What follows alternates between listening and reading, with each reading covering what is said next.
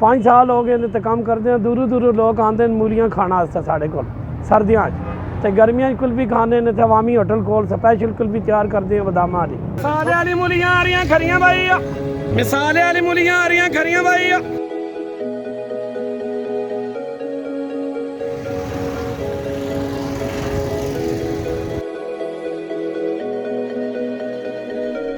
असी जनाब इत्थे आए हाँ तकरीबन 7 साल हो गए।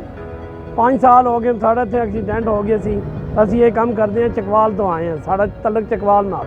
ठीक है, असी ये गर्मियां कुल्फी लाने हैं खोए वाली बदामी कुल्फी मुल्तानी अपनी कुल्फी तैयार करते हैं अवामी होटल कोल। तो हुण साढ़ा सीजन आ गया मूलियां का, गर्मियां कुल्फी लाने हैं तो सर्दियों मूली लाने।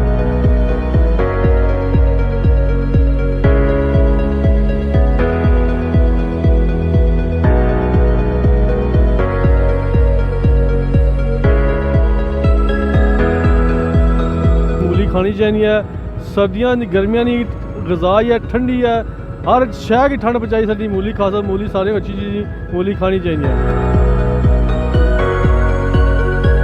शहीन स्कूल भी लाने तो रावल स्कूल भी लाने तो मुरीद चौक के इर्द गिर्द फिरते हैं। ये सारे लोग पसंद करते हैं मूलियां सर्दियों तो सही मज़ेदार मूलियां मिसाले वाली असी बेचते हैं तो लोग पसंद करते हैं, दूरों दूरों आते हैं मूलियां खाते हैं।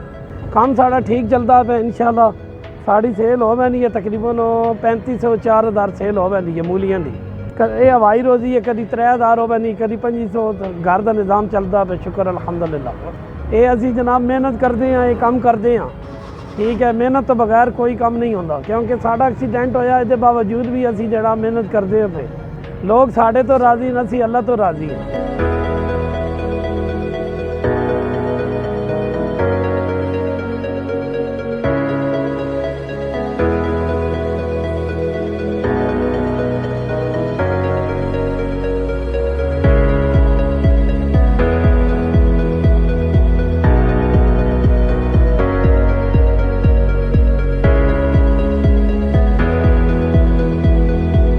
पाकिस्तान जिंदाबाद। साले वाली मूलियां आ रही खरियां।